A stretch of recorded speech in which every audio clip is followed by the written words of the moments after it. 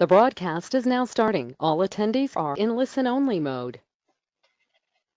Good afternoon, everyone.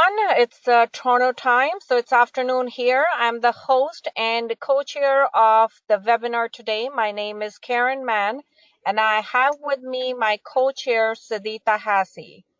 We represent the Human Development and Leadership Division of the American Society for Quality. This is a global division aiming to enrich the personal and professional lives of our members and non-members across the global community. We continuously look for new speakers within the range of our body of knowledge, which can be found in MyASQ HD&L community site. We host monthly webinars, so if you're interested or if you know of anyone that is interested, we would be happy to review their application for our speaker. Before we begin the webinar, let me go over some webinar rules. If there is any question or comment, please type your question under question tab, and Sadita and I will be happy to take it over for Jamelle at the very end in the Q&A. The webinar will be held for 45 minutes, and then Q&A will be done for 15 minutes. Those who have attended for 40 minutes will receive 0.1 CEU through an email, which you can save and use it to claim your credit with ASQ. So we're very delighted today to introduce you to our guest speaker for tonight and use this hour to reflect on leadership. Jamelle Lindo. Jamelle is an emotional intelligence leadership coach, trainer, and speaker with over 11 years of diverse learning and development experience. In his experience, he has worked with thousands of professionals across Canada to help them level up through the practical application of emotional intelligence and mindfulness-based strategies. Jamelle is certified in the world's leading assessment tool for measuring emotional intelligence called EQI 2.0, and he uses this to establish a scientifically valid benchmark to begin the development journey. Jamelle is also an official member of Forbes Coaches Council, an invite-only organization for successful business coaches, and has been published several times on Forbes.com for various thought leadership pieces. Ultimately, Jamelle is driven by his mission to empower leaders and business professionals to become their best selves, and in doing so, achieve the kind of business success that makes the world a better place. So before further delays, I am so happy to introduce to you our guest speaker, a dear friend of mine, Jamelle Lindo. Jamelle, the floor is all yours. Thank you so much, Karen. Absolute pleasure to be here. Can't tell you how much I appreciate the invitation and really the opportunity to share a message that is near and dear to me, but also important for all of us as professionals. So thank you very much. I appreciate it. To all the participants out there, welcome. Thank you so much for taking time to join. I know that we're all getting back from busy holidays and there's a lot happening there. So for you to take a moment to learn a little bit about this means a lot to me, and I hope to bring value. And on that note of bringing value, as we go through, I really want for you guys to think about this information through the context of what you do each and every day as you're working with people. Some of the people on the call may be leaders, some may not be leaders, but ultimately, if you have a role where you're dealing with people, which should be all of us, then this will apply to you. So ask yourself, how can I use this? How does this show up for me in my day-to-day? Have I seen a scenario like this? What strategies that are being presented here can work most for me in what I do? And as long as you can kind of go in with that mindset, then I can be a lot more sure that you'll walk away with some great value, and that's the whole point of me being here. And so the presentation is the Emotionally Intelligent Leader in Industry 4.0, and it's interesting that that's the name of the presentation because a big theme of what I'm going to be talking about is technology. And right now you're joining me through technology. And so I'm sitting here, I'm in a room all by myself, And I'm being joined by hundreds of other people that I can't see virtually, digitally. And what's enabling this to happen is technology. And I really want to get into what that means for, I guess you could call them almost the new rules of leadership as we transition and as we move forward. And so the agenda today is three things. Like I said, the first thing is going to be the landscape of the modern world. The second thing is going to be defining emotional intelligence in leadership. And the next piece is defining and understanding what self-awareness is. The last piece being understanding and applying EI and self-awareness strategies. And again, that last piece there is really going to be one of the more important pieces. And the reason for that is because it's going to help you to be able to take something away that's going to be useful in this entire process. So give me one quick second. I just want to make sure that you guys can see my screen before I move forward.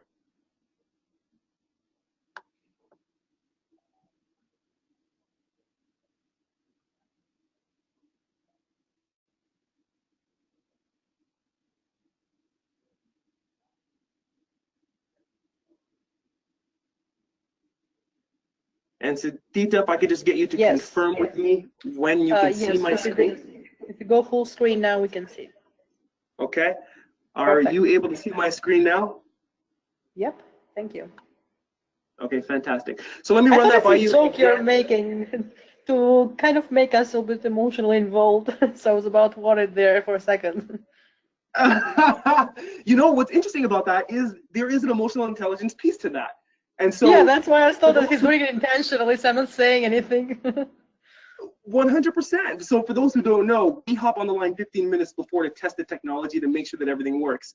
But of course, technology sometimes does not work. So in a moment like that, how do you still stay calm, keep your composure, and keep the ball rolling and not let stress get the best of you? It's all a part of EQ, emotional regulation. So without further ado, let's pop in. Our agenda is going to be in 4 different parts. Number 1 is going to be the landscape of the modern world. Number 2 is going to be defining what emotional intelligence is in leadership. Number 3 is going to be understanding self-awareness as a key component of emotional intelligence. And the last part is going to be how can you actually start to apply emotional intelligence, self-awareness strategies in your role. And that last piece, again, is going to be where the context comes in and for you to start thinking about how things are occurring for you and how you might be able to start applying and using these strategies. And if you can walk away with 3 things, then this was definitely a success for you. Number 1, the ability to define emotional intelligence. Number 2, the ability to describe how EI and leadership are connected. And number 3, the ability to apply 2 to 3 strategies that are based on emotional intelligence for leaders or even for professionals. And to kick us off, I want to start by talking about the modern world and really where today's leader finds themselves. I want to bring your attention to the idea of evolution. And if you can see the background picture there, you're very likely familiar of that bird, popularized by Charles Darwin, who spent several weeks on the Galapagos Islands. And he was fascinated by this species of finch bird because he noticed that from island to island, they all had different physiology. And the more that he studied this, the more that he realized that the reason why they had different physiology is because they had to adapt themselves, their bodies, over time, according to the changes in their environment. And so on one island, the same species of bird had a bigger beak to crack those bigger nuts and things like that. On another island, the exact same bird had a slimmer beak so that it could get into the trees and into the dirt in order to get worms. Same species, it's adapting itself. And of course, he popularized this idea as natural selection. And so this concept to me is completely fascinating, that something would need to radically evolve or change itself, or it simply would cease to be. It no longer would exist and it would not survive. And so I asked myself, where do we see this playing out in the modern world? And I want for you to ask yourself that question. When you think about today, the landscape of today, when you think about technology. In what areas are we seeing radical evolution, right? One of those things is going to be your cell phone. You might be on your cell phone right now. You might have a notification buzzing through, right? Cell phones don't look the same way that they used to look. And there are many other examples just like that of things that are rapidly changing our environment that I'll get into in 1 minute. But another place that we see this happening quite a bit is within business. And we're all super familiar, for example, with the Netflix blockbuster situation. This one is an incredible one because think about this, right? 10, 15 years ago, let's say 15 to be on the safe side, it would have been a norm for you to get up, you know, grab your significant other, head over to Blockbuster, walk through the aisles, pick a nice movie. You know, it was a whole experience. We would even say to ourselves, you know, the new Blockbuster has come out. It was so ingrained in our culture. And now you look at what's happened with Netflix. If I were to tell you, you know, 10 years ago, that experience would be replaced by you sitting on your couch, probably in PJs, binge watching the entire season of something, you would have called me crazy. Yet that's the reality right now, and Blockbuster has essentially ceased to exist. Brick and mortar is essentially no longer there. We see other examples like what's happening with Uber and the taxi industry. Taxi industry relatively unchanged and undisturbed for about a century. For the first time, they need to be thinking about how they can stay relevant, how they can stay alive because of companies like Uber. Same idea with Amazon. Amazon is the huge one, as we know, $1 trillion company. The valuation of that company is going up. Amazon is responsible for 50% of the dollars spent online in America per year. That is absolutely incredible. They are also one of, if not the largest retailer on the planet. Now, we got to think about that, right? Largest retailer on the planet, virtually no physical retail presence. Netflix, one of the greatest entertainment companies as far as movies are concerned, again, no physical presence. Uber, one of the largest transportation companies, they own 0 transportation vehicles. So now we got to ask ourselves, what is really happening here? All of this is indicating a very rapidly changing and evolving environment. We have technologies like AR and VR, blockchain, social media, Internet of Things, and last but not least, we have artificial intelligence. This is a small list. There are so many other technologies that are rapidly changing our environment. So much so that Andrew Ng, he's the founder of Coursera. For those who are interested in professional development, you're likely aware of them. They offer online courses that are very easy to go through and easy to take. He says that artificial intelligence will be as transformative for us as electricity was for our ancestors. So we really have to pause when we hear something like that. For those who remember the blackout that we had, this was actually in the GTA, I'm not sure where you're joining us from, but we had a complete blackout. I believe it was 2009. No power in a variety of cities in the GTA.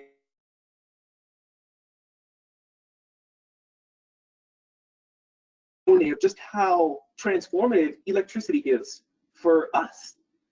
Now, what he's saying is that artificial intelligence will be just as transformative, obviously in a different sense because of the degree of technology that's involved. And that's really what we're on the precipice of. Now, IDC, they essentially do analysis that involves technology, the way that it moves, markets. They look at a variety of different things to find trends. And what they're saying is that 85% of enterprise decision makers say they have a time frame of 2 years to make significant inroads into digital transformation, or they will fall behind their competitors and suffer financially. Now, again, another indicator, that's 85%. Another indicator of the fact that there are significant environmental changes that are happening. And so with those changes, we have to change, we have to evolve. And if we don't evolve, then we simply are not going to be able to transition into what our world seems to be becoming over time.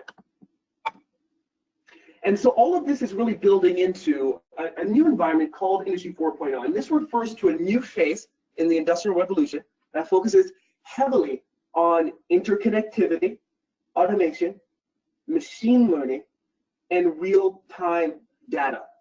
Long story short, we're looking at a phase in human history where things are becoming a lot easier to do in a shorter span of time because of technology. And in many instances, especially with repetitive technological tasks, they can't be done more accurately or more efficiently than AI or than machines. Human beings are nowhere close to even competing when it comes to what some of these machines are able to do. I mean, even right now, I'm speaking to you again from a room. I'm connecting with hundreds of people. This would be a challenge to be able to do without technology. And so now we have to ask ourselves, what skills will leaders need in order to successfully navigate these periods of digital transformation in Industry 4.0? So ask yourself, right? Like, what skills do you think are going to be really important for leaders to have, for professionals to have, so that they not only survive in Industry 4.0, but they thrive in Industry 4.0. And so good news is that the World Economic Forum actually did a future jobs report for 2019, 2020, moving onward into the future, to identify exactly what these skills are. And it'll be interesting to see if any of these skills were on your list. And there are 10 skills that you need to be successful 2020 and moving onward into the future. And here they are. Of course, I've highlighted emotional intelligence, but there are many other skills that are on this list. And this is what world leaders are saying we need if we want to be able to thrive in this transition, in this change of environment. And so the really interesting thing about this is if you pay super close attention, you'll recognize that all of these skills actually funnel into two skills. Okay, all of these things are basically talking about your ability to do two things. Number one, it's referring to your ability to be able to think. And number two, it's referring to your ability to be able to deal with people. Okay, so take that in for a quick second. Ultimately, what we're saying is, in order to be successful as a professional, as a leader, you need to be able to do these two things. And it makes sense, right? When we think about judgment and decision making, problem solving, having cognitive flexibility, so to be able to change and to shift your thinking, really relevant when it comes to process change, technology change, having to take on new technology, new systems. You have to be flexible in the way that you're thinking. The ability to think critically about things. And so to look at things, to analyze, to assess, the ability to be able to create, to innovate, to do something new, to do something different. This is what companies like Netflix were able to do, right? This is what companies like Uber are doing, Airbnb are doing. They are creating and innovating brand new ways to do things that are totally unconventional. Like I was saying, you would never think that you could have an Airbnb in the world today. You wouldn't think about a hospitality company that doesn't own any real estate for hospitality. Seems very counterintuitive, but that seems to be the trend. And so when we go down to people skills, now it's about how do you coordinate with others? How do you mobilize teams, right? On the call, we have a lot of people that are very much focused on quality. How do we create the best quality, not only in our systems and in our processes, but with our products and our services, right? How do you go about getting the best possible standard? We're talking industry standard at a level of quality along all of those different things. Even if you have the best quality plan in the world, if people don't collaborate to bring that forward, then that's almost the same as not even having a plan, because it's not yielding any results. It's the people that are going to be able to bring forward your results. And that's where emotional intelligence comes in. That's where people management comes in. That's where service orientation comes in. That's where your ability to be able to negotiate, have effective conversations comes in. And so that's why these skills are the essential skills, and they really always have been. This is not something that's starting right now. It's something that's becoming more emphasized because of the environment, which is slowly, right, taking on more and more of traditional skills that involve a lot of repetition, that involve a lot of memory work, that involve a lot of knowing, you know, random facts and numbers and spreadsheets and these kinds of things. And so Ed Hess, professor at University of Virginia, he says in an age of smart machines, our old definition of what it means to be smart doesn't make sense anymore. What's needed is a new definition of smart, one that promotes higher levels of human thinking and emotional engagement, right on par with everything that we've been talking about up until this point. And so it's making sense. We need to shift our definition. Traditionally, when we think about academia, what it means to be smart is essentially the ability, for the most part, not entirely, but for the most part, the ability to be able to memorize information and then regurgitate that information when you need to. And that's been our standard for a really long time. And so those who have a larger collection of information in their memory typically are who we define as smart, people that can bring forward this information. But now what we're saying is we need another kind of smart. We need human smarts. We need emotional smarts. We need to be able to mobilize, to inspire people, to make sure that people are working together collectively, collaboratively, in a way that will enable us and allow us to be able to deliver on strategy, deliver on process, deliver on quality. Because if the people don't deliver on it, it simply can't happen. It can't be brought forward. You can't create the results. It's through the people that we create the results. And that's really what brings us to part two, which is the whole idea of emotional intelligence. And I will start by defining emotional intelligence in a minute. I'm sure that at this point, you've likely had your fair share of run-in with the idea of emotional intelligence. It is trending more and more these days, especially given what is happening in our environments. There's more of an emphasis.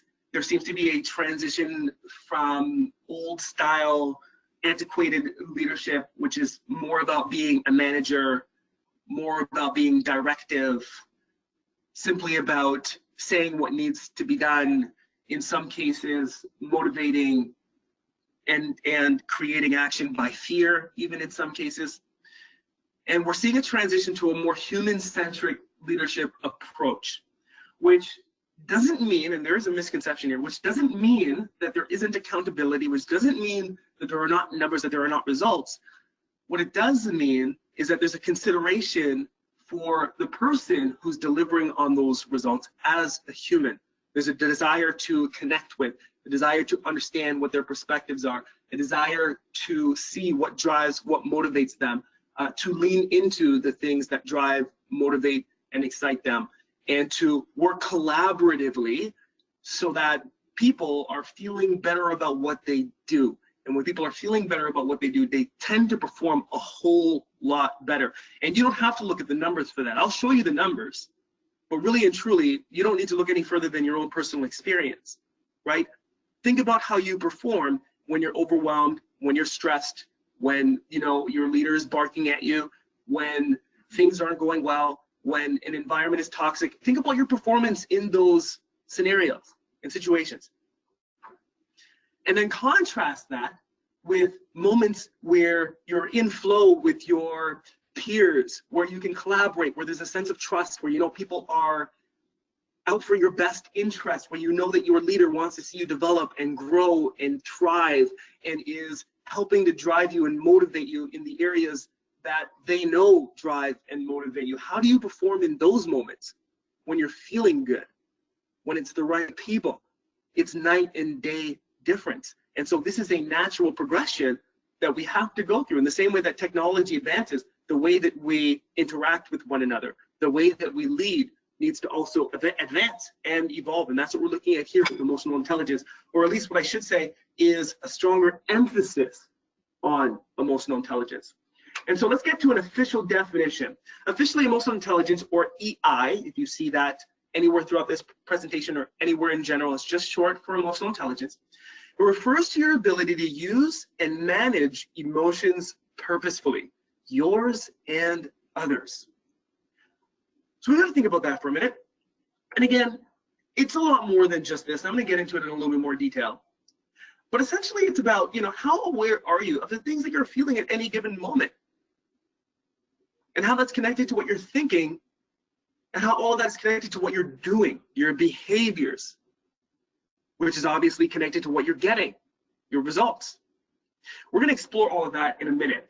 And so one last note here at the very bottom, EQ is the scientific measure of EI. And we'll also talk about how emotional intelligence, or EI, can be scientifically measured. It's very cool, very interesting stuff. All right, transitioning on, why does it matter? And so these are different quotations from different research pieces, many of which were published in the Harvard Business Review, also on Forbes.com. You can reach out to the coordinators of this webinar if you'd like to read up on some of these stats. I pulled the ones that are most relevant and that I feel we really should be focusing on. So number one, 90% of top performers are also high in EQ. Think about that. The majority of people who perform well, if you're a leader and you have people who are on your team, you probably have at least a few high performers. 90% of them are high in EQ. Talent Smart, they're a world-leading provider of emotional intelligence. They did a study against 33 different workplace skills. And what they found is that 58%, so EQ is the strongest predictor of success, accounting for 58% of a person's job performance. On another one, they found that managers with high EQ were four times less likely, employees who had managers with high EQ were 4 times less likely to leave than those with low EQ. You don't have to look at the studies for that. Think about any job that you've ever left. Think about why you left. Think about how your leader was treating you. Do you think that that leader had high EQ? If you wanted to leave, chances are probably not, right? Let's go on to the next one. More than 70% of an employee's view of the organizational climate directly results from their manager's emotional intelligence. It's telling us the same thing. Again, these are numbers for things that we already know. Think about the best place where you've ever worked. A place that had great culture, positive people, driven, wanted to be there, engaged. All of that comes from, or largely comes from, what their relationship is like with their direct leader, with their manager. And so if their manager is in a space of high emotional intelligence, it reflects. And we see that here. Next one, EQ is 4 times more likely to predict career success in one study. Very interesting stuff. And in senior leadership roles, EI makes up about 80 to 90% of the differentiating competencies. What does that mean? Let's get into really what we're saying here. EQ, or EI, as a differentiating competency. This next section here will explain a little bit more about what that means. So as you can see, there's a threshold line. And some of you may have been thinking, yes, Jamelle, we understand people skills are important and all of that, but what about education, right? What about technical skill? What about job knowledge? What about the background experience? Surely you're not saying that we just ignore these things. And I'm definitely not saying that we ignore these things. These things are also very important. In fact, if they're not there, then there's no point moving forward. The person is not even qualified to be able to do the role.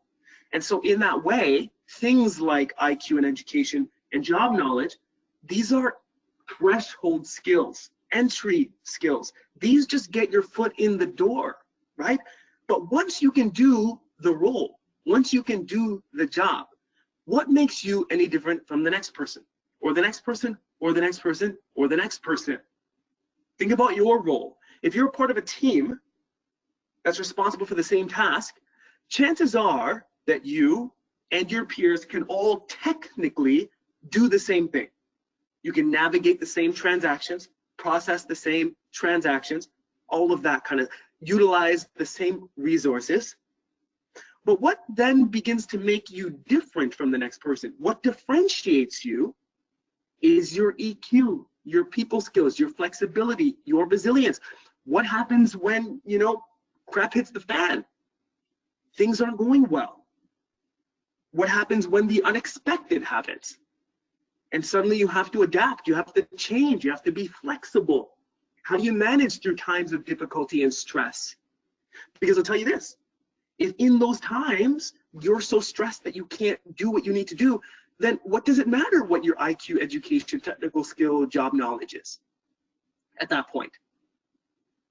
You would be better off having someone who knew half of what you knew, but could manage the stress, because at least in that moment you're getting the 50% from that person, as opposed to somebody who knows everything or what they need to know, but they can't function when things change, when a new process comes in, when there's a change in leadership. You see what I'm saying? This is the importance of all of this. And so it's EQ, it's people skills, it's flexibility, it's resilience, it's how you deal with conflict, it's how you build relationships, establish trust. These are the things that will differentiate you now and make you different from someone else who basically has the same resume and the same degree and the same experience. Yes, maybe at a different company, but ultimately it's essentially the same thing. And that's what I mean when I say that these are threshold skills. They are very important because without them, you cannot move forward. But once you have them, it's EQ that makes the difference.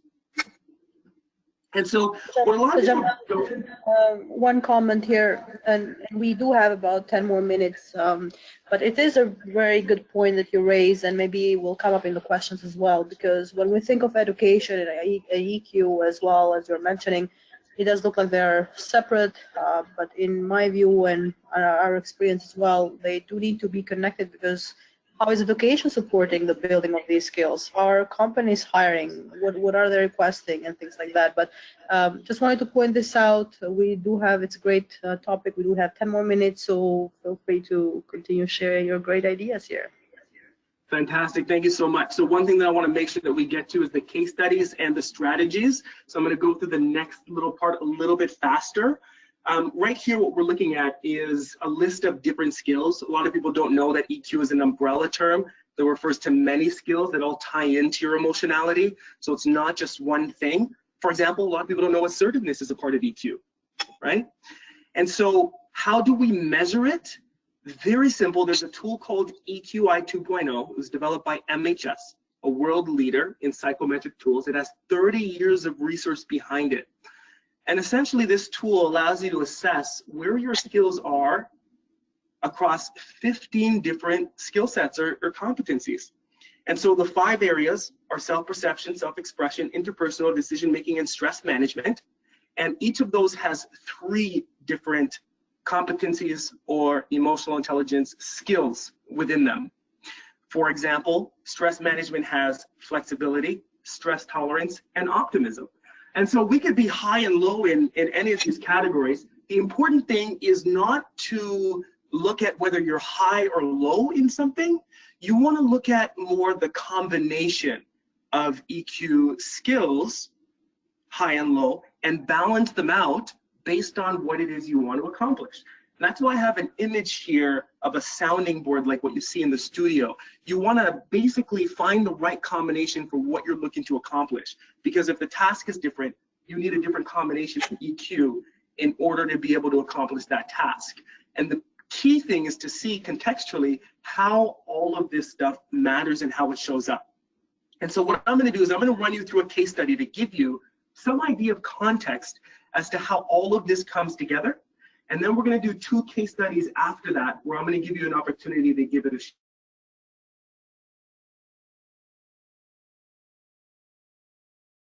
The way I'm going to read you a story about a guy named George. And I want for you to then look at the poll that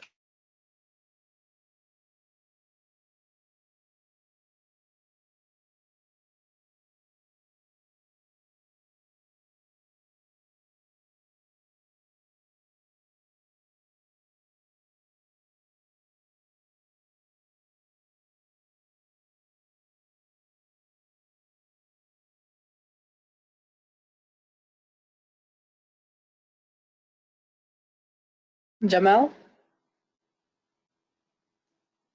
We can't hear you. If you try to re-log in, that way we can continue with the case. So let me actually share the case.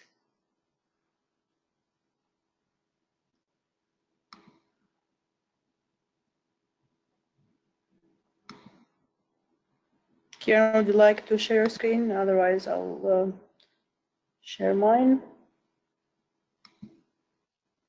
Give me 1 second. Let me see. I think Okay. back on. No, do you want to share your screen? Your screen is on. Okay, so let's. Could you I take want to share your screen so I can run the poll. Yeah, and then I can cover Jamelle meanwhile. Okay, I'll share your screen. No, keep it to your screen so that I can see the slides. Listen and see if you can identify the two skills that are at play. Oh, sorry, Jamelle, we lost you actually in between. So if you want to touch on the case study quickly. Okay, did you lose me while I was reading about George? Yes. Okay, give me 1 quick second here. So just share your screen again. I just sent it over. Okay, great. Okay, can you guys see my screen? Do you want to skip George and do the other one so we can run the poll? Because we do have 6 more minutes left, so we have time to run the poll. All right, so let's do at least one of them. So guys, listen in. I'm going to give you the case study now. Sarah is a senior leader at a rapidly growing startup technology company. She's incredibly smart, experienced, and driven. Her team looks up to her, and together, they've been able to accomplish some incredible things, especially within the past year. However, within the past few months, there's been a building tension between team members towards her that she is not aware of. This comes from the way that she delivers feedback. Sarah is straight to the point kind of gal. When something goes wrong or a team member makes a mistake, she just calls it out without much consideration for how it might be received. In the last team meeting, she raised her voice at Jim for misquoting numbers for one of their major client accounts, and this happened in front of the entire team. She continued to scold him publicly before correcting his error and telling him how to do it right. Going forward, Jim is definitely more careful because of this experience as well as others, but he's also less likely to bring forward any challenges he's facing for fear of humiliation. So we'll pull up the poll, and essentially I want for you to see if you can identify, and this is multiple choice, which competencies are at play, which ones are out of balance, as in one is high and the other one is low. Okay, so take your time. We'll give it a few seconds. So which of these, this combination basically, it's out of balance. Doesn't mean they're both high or they're both low, but they're out of balance. Either higher than they should be or lower than they should be. So we have choice 1, high empathy, low problem solving, high assertiveness and low empathy, and high social responsibility and low stress tolerance. Okay, we have plenty of people voting. We'll give a few more seconds. Interesting. They seem to agree.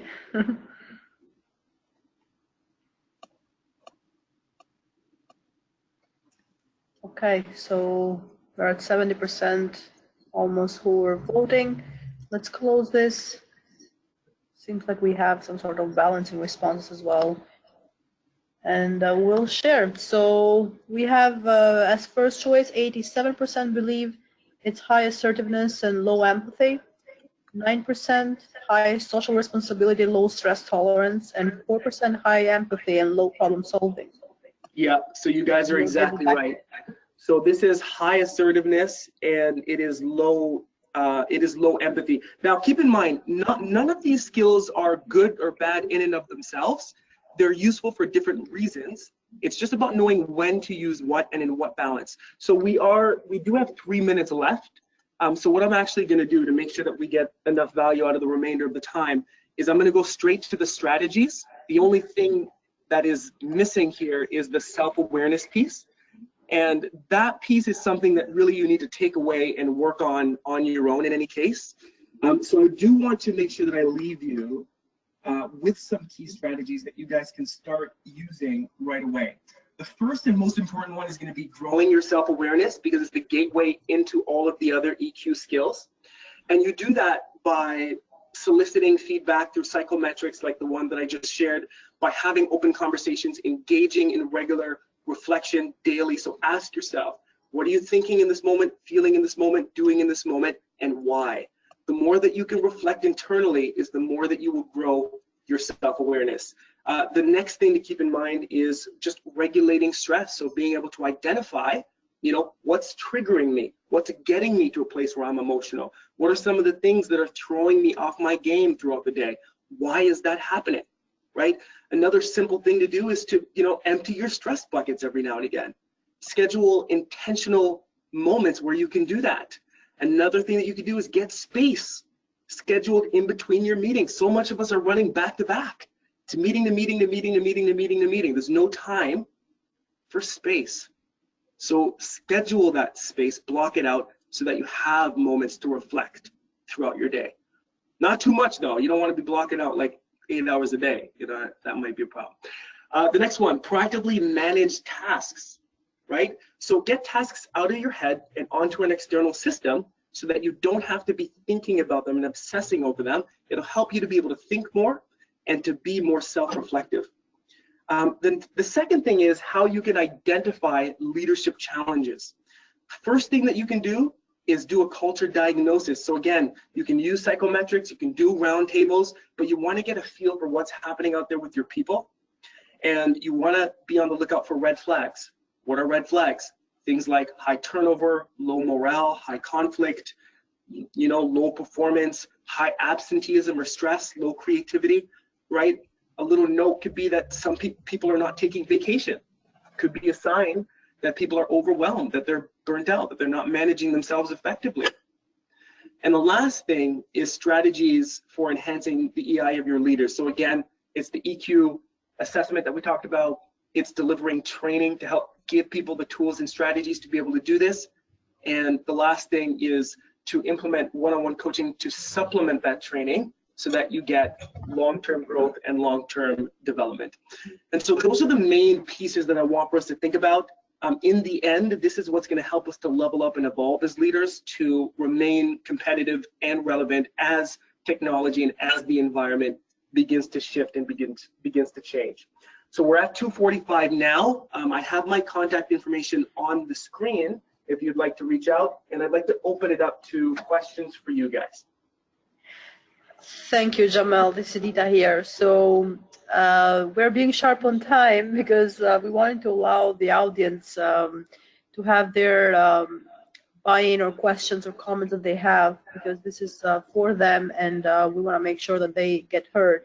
But this is a topic that's been having quite a lot of interest. As I was mentioning to you offline, we had 300 more people registered. So we might want to invite you back. It seems like a topic that it's of interest, and not just that, but as you know, this takes time. You can't just cover everything in a webinar and then get emotionally smarter. So we might have to review what maybe you didn't cover. We could consider that. We do have some questions coming though. And I guess that goes back to the comments I had before. One of the attendees is asking, so why can we see a lot of incompetent people on high leadership positions, no job knowledge, or like basically no emotional intelligence? And I have my own thoughts on this one, on how we get recruited and stuff, but that's up to the person as well. So what do you think on this regard? Yeah, so there's actually a number of different reasons why. The first thing is that typically when we're hiring for leadership roles, we're hiring based on how the person is performing in their current role. And oftentimes their current role is that of an individual contributor or a role that doesn't have a leadership component to it. And so we say to ourselves, they're good at this role. We want for other people to be as good at this role as they are. So let's put them in a leadership role to lead other people in those in their former role. What they don't realize is that whatever they were doing before and the leadership competency are two entirely different skills. And then we don't train for those skills. So what you end up with is people in leadership roles, and oftentimes senior leadership roles, who are very knowledgeable, but don't have people skills. Exactly. right? Now, the other thing that you want to look at here, and this is where self-awareness comes in, is you have to ask yourself, what is it about them that could potentially be triggering for you? So if you notice that they're upsetting you or angering you or bothering you, you have to now reflect as to, what am I thinking? What is it about them that's causing me to feel this way? And then you have to manage that emotion so that you can show up as your best self. That's where the self-awareness and the emotional regulation piece comes in there. The empathy piece would be able to understand what their perspective is. What are they dealing with? What are their challenges that might be contributing to the way that they're showing up as leaders? And just because they're more senior than you, it doesn't mean that you can't influence them or support them along their journey through things like feedback and whatnot. And what I've seen some companies do, which is interesting, they have this experimentation sort of path. Like you're gonna go to a certain position, you try it out. It's like testing somehow, not for this purpose maybe, but I guess it would be interesting to see it for this purpose as well and see how the person does, you know, and see if there is a fit. So, okay, so there is somebody who's asking about we've had some webinars on feedback, how to give feedback. But this is interesting because it's about how to receive honest feedback, which sometimes might be hard to get if you go out there and ask for it. Is there any specific tool, or I guess keeping it private? How would you absolutely. do it?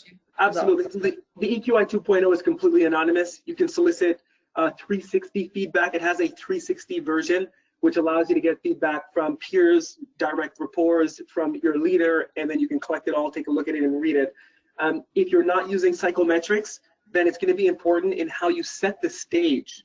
A lot of times when we go out there and we ask for feedback, what we're really saying without knowing it is, tell me what I'm good at, right? And so what we need to do is when we solicit feedback, we need to tell the other person that you're looking to grow and develop as a leader and as a professional, and that you want to hear the truth because you want to get better, right?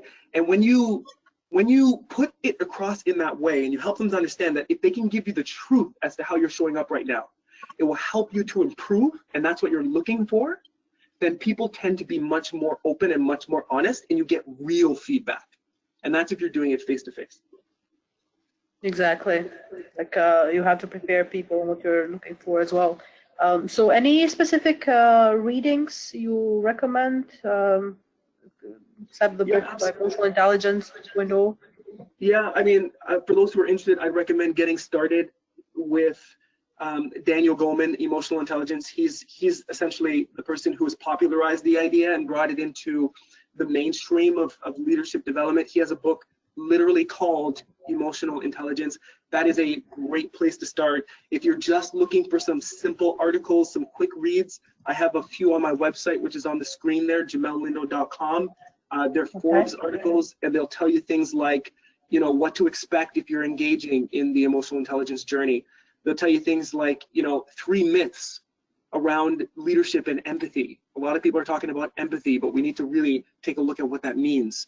Different articles like that take anywhere between 2 to 5 minutes to read.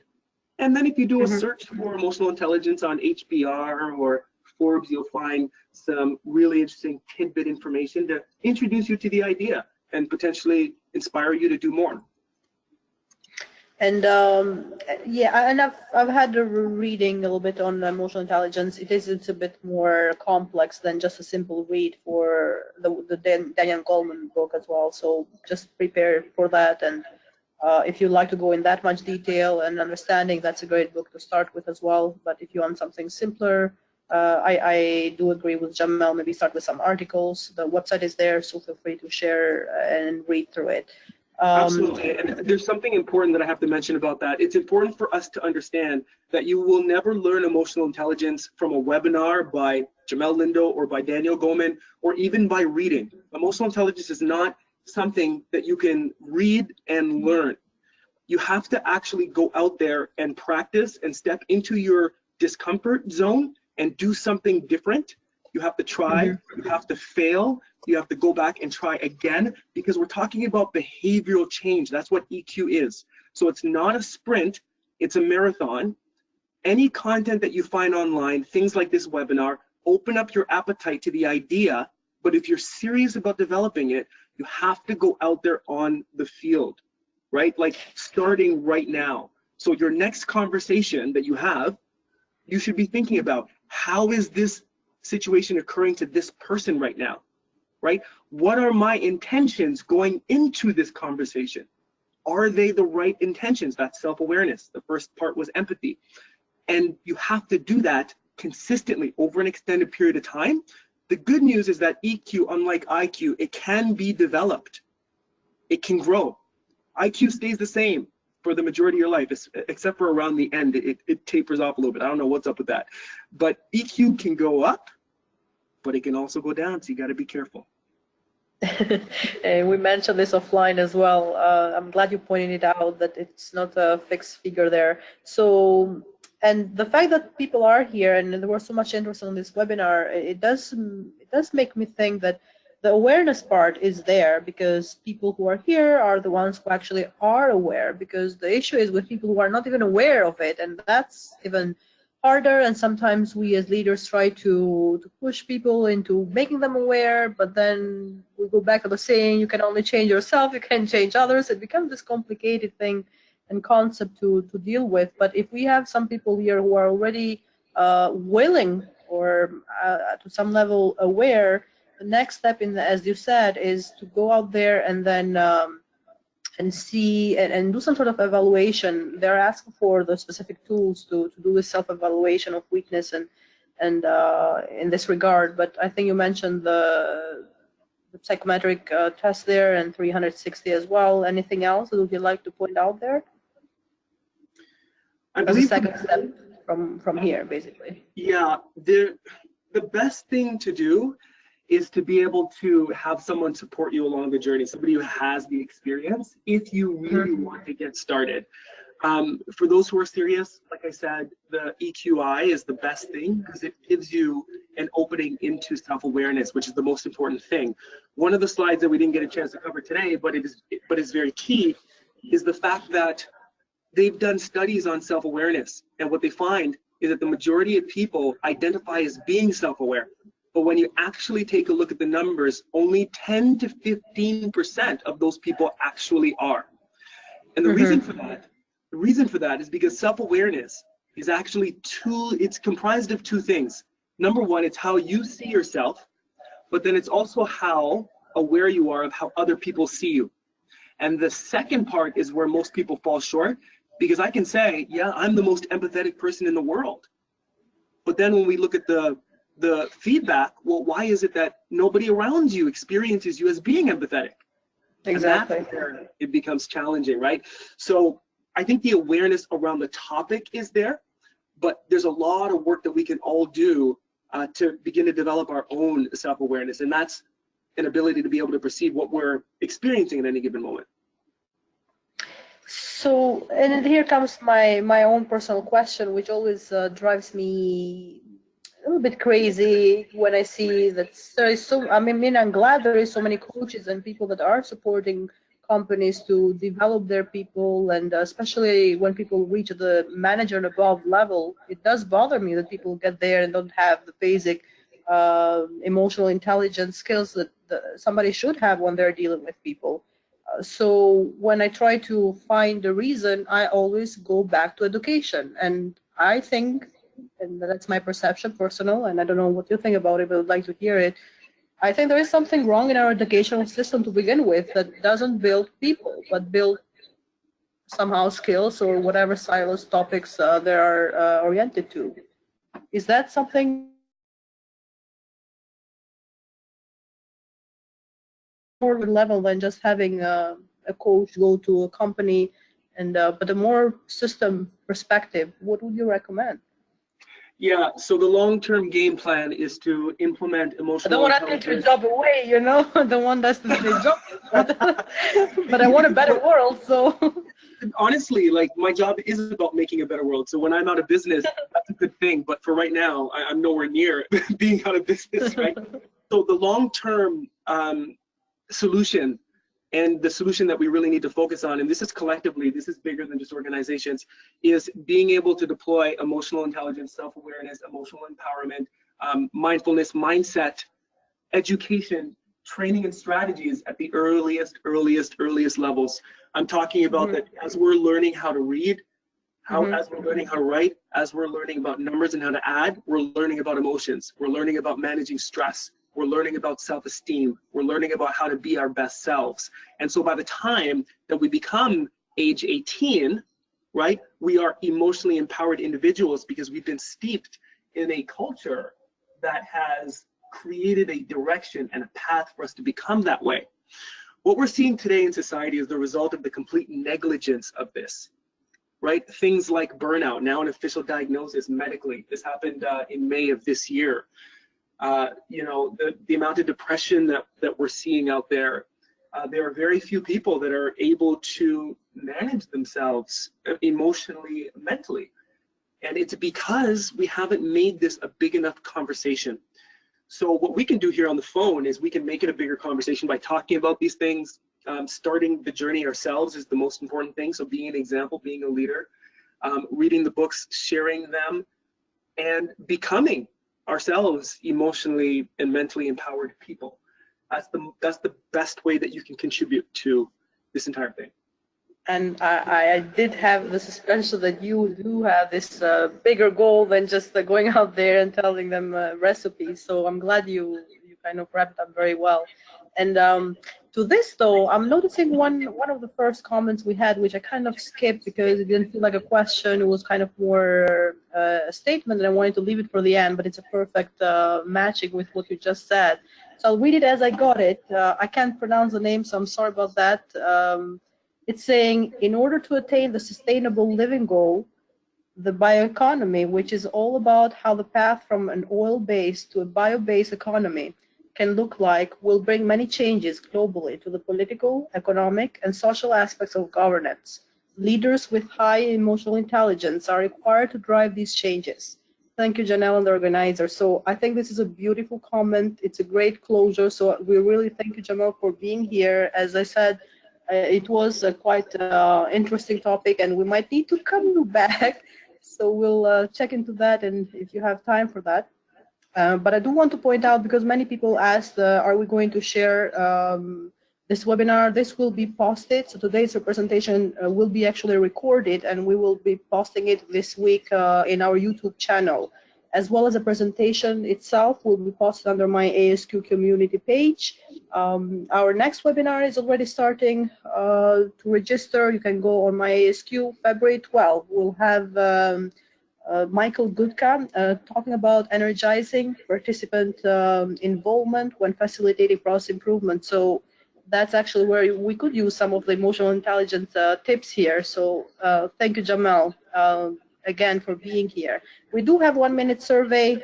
We do use those and take them very seriously. So we make changes as we go by and try to get your feedback. So just a couple of questions, shouldn't last more than a minute. So feel free to fill that when you close the system. If not, you'll get an email with the link itself. For those who attended more than 15 minutes, you will also get the ASQ credits. I will be sending an email after this, and you can save that as a PDF and share it with ASQ. Well, thank you, everybody, and thank you, Jamelle, again. Thanks, Kira. Have a good night, everybody. Thank you.